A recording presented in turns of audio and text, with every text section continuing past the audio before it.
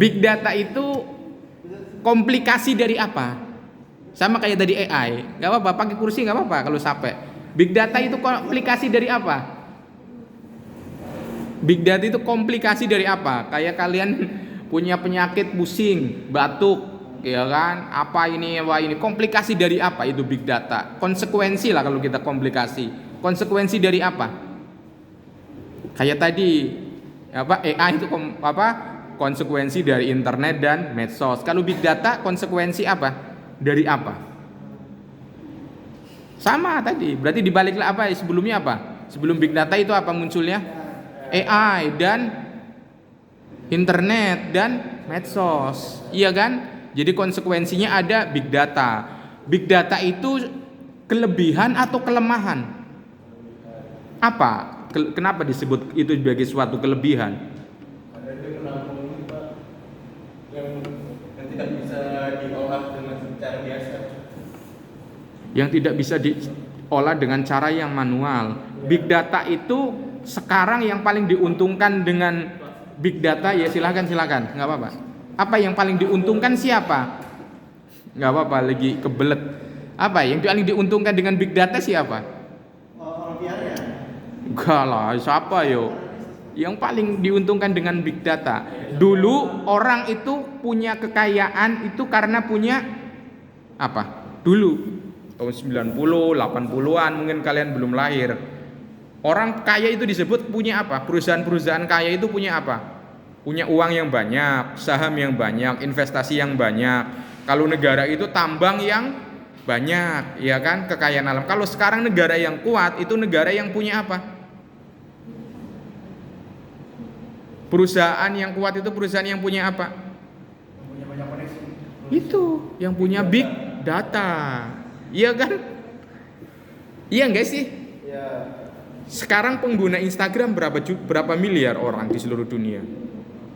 Semua orang. Iya kan, hampir lah ya, berarti miliaran, 2 miliar atau berapa itu ada di data dari Hotsuite itu. Jadi dari data orang punya uang data 2 miliar, suatu perusahaan itu kaya raya enggak? Kaya raya, iya enggak sih? Jadi dari punya data itu aja berarti suatu perusahaan itu bisa menjadi perusahaan yang besar. Google Meta, ya kan, Google dan Meta itu pendapatan utamanya, kekuatan utamanya karena apa? Server, kecepatan. Apa karena apa? Kekuatan utamanya karena apa? Sekarang saat ini. Kekuatan utama karena big data. Dia itu punya data dari sebagian besar penduduk yang ada di dunia. Iya enggak sih? Umurnya orang itu, misalnya dia pernah berkunjung ke dokter penyakit spesialis dalam, dia kan tahu berarti penyakitnya dia penyakit spesialis dalam, ya kan udah tahu semua penyakit di geotaggingnya orang tersebut, ya enggak sih? Dari big data itu bisa dimanfaatkan untuk apa aja bagi korporasi besar? Apa dari? Iya, bisa dimanfaatkan untuk kepentingan apa? Ayo. Promosi apa lagi coba? Untuk mendapatkan apa biasanya big data itu? Untuk mendapatkan iklan. Iya gak sih? Pemasukan dari Google, Facebook itu dari mana? Dari iklan, Instagram pemasukannya iklan. Iklannya apa? Perbedaan iklan dengan berbasis big data yang dimiliki oleh Google, Meta dibandingkan dengan media televisi itu apa? Ya, realisasinya itu orang pada Enggak, kelebihannya orang kok sekarang mau iklannya di YouTube, mau iklannya di Instagram. Kenapa? karena banyak. Banyak. Bisa dipilih-pilih. Itu karena apa? Big data. Karena big data. Big data itu bisa volume. Kalian udah ngomong volume, velocity, variety, veracity, value. Jadi misalnya kamu mau ngiklan apa misalnya? Sepatu untuk Gen Z, maka yang akan muncul poster itu atau link Instagram kamu itu munculnya di mana? Ya di Gen Z doang. Yang orang tua, yang kakek-kakek, nenek-nenek nggak bakalan muncul karena dia akan sifatnya apa? Spesifik targetnya. Iya, basisnya kan algoritma, karena di situ kan ada karakter big data, dia ada nanti kan algoritma. Karena kan punya data. Kalau algoritma sendiri kalau dia nggak punya data nggak bisa kebaca. Terus nilainya apa kelebihan? Kalau volume, velocity, variety, veracity, ngerti lah. Value-nya apa? Kelebihan dari big data. Value-nya, nilainya apa? Nilai kelebihan dari big data apa? Nggak usah dicari di terawang aja. Kalian kan udah pernah baca, udah pernah kuliah. Informasi yang valid, boleh. Apa lagi? Karakteristik nilainya yang membedakan. Informasi valid, spesifik, tepat sasaran. Apa lagi? Informasi yang massal. Enggak, massal kan ada volume. Yang value aja. Kita bahas yang value. Apa? Nilai dari big data. Punya gambaran kan big data ya? Jadi big data itu kalau misalnya kalian mau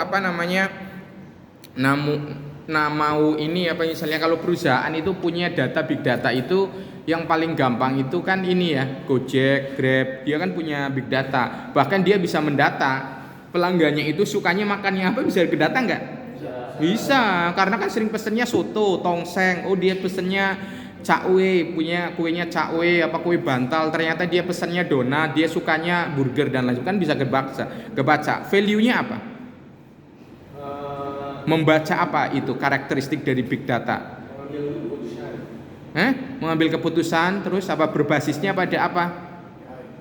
Iya, pakainya AI, pakainya big data itu kan dikendalikan sama AI, tapi kelebihannya attitude and behavior, dia perilaku sama kebiasaannya bisa terbaca, sehingga banyak orang itu kadang-kadang mematikan geotagging dan dia tidak mau upload di medsos karena tidak mau istilahnya privasinya dia terganggu atau terbaca sama big data, terbaca sama algoritma dan ini AI. Nextnya coba apa nextnya?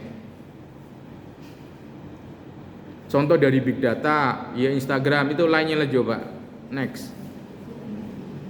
Manfaat pengambilan keputusan perilaku, ya kan ada kan, iya enggak? Ujung-ujungnya kan itu kan perilaku, bisnis layan, prediksi tren, bisa nextnya lagi. Headcop apa aja ini banyak gitu, contoh-contohnya. Nextnya lagi coba, next itu setelah kolaborasi, chatbox, edukasi real time, ini kan di WA ya? Dia di WA, chat, ini kan communication krisis, udah nextnya lagi coba. Algoritma konten, ya bisa pakai itu. AI analisis sentimen, boleh. Nextnya lagi coba. Ini lingkungan, pendekatan konten visual. Nextnya lagi. Ini terlalu itu. Ini coba.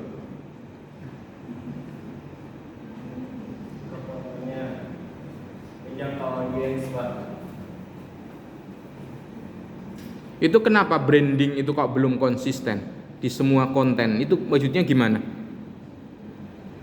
Kenapa harus branding itu harus terrepresentasi di semua konten? Ya, supaya banyak yang ekspos Pak.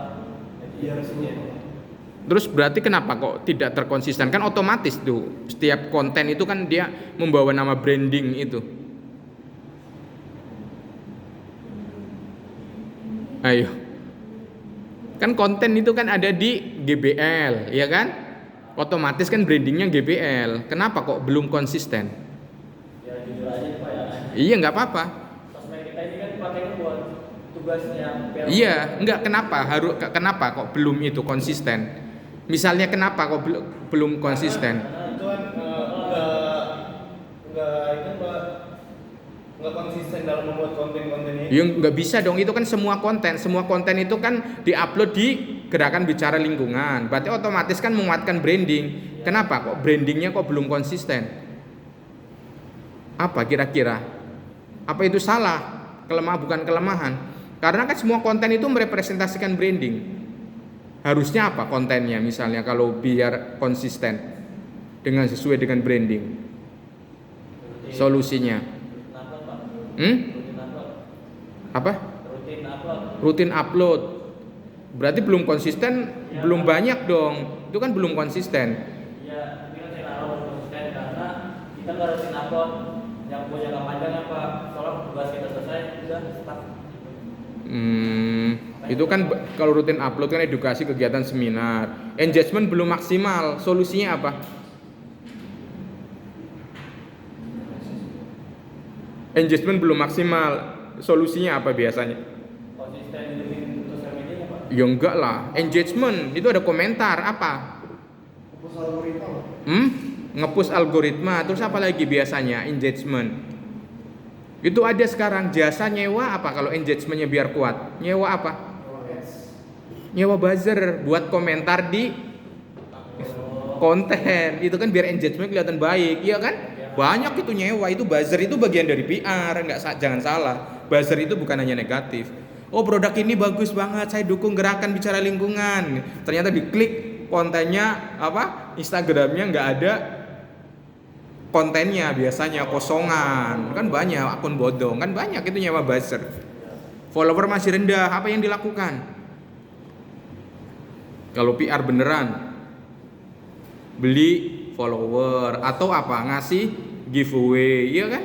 Ngasih giveaway, syarat follow salawat, syaratnya jadi follow gitu kan banyak. Terus kalau big data kalau big data kan bisa dikendalikan sama PR, ya kan? Cluenya apa kira-kira untuk bisa memanfaatkan big data untuk kepentingan PR campaign? Cluenya apa? Kuncinya itu apa? Agar kita apa biasanya itu berkaitan dengan apa? Mendeteksi apa? Tadi kelihatannya udah deh di sebelumnya. Cluenya itu apa? Biasanya untuk pakai big data ini ya, jangan lupa pakai big data untuk analisis apa biasanya. Biasanya pakai big data itu kan sebelum event itu akan dilaksanakan. Membaca apa biasanya? Membaca tren, terus apa lagi? Yang lebih penting daripada tren berkaitan dengan PR campaign. Kalian kan akan bikin PR campaign nanti pas waktu mau tugas UTS, tugas UAS. Apa? Untuk membaca apa biasanya big data? Tadi kayak di perusahaan itu membaca apa? Membaca audiens, membaca konsumen, ya. Jadi audiensnya siapa? Jangan sampai salah target, salah arah.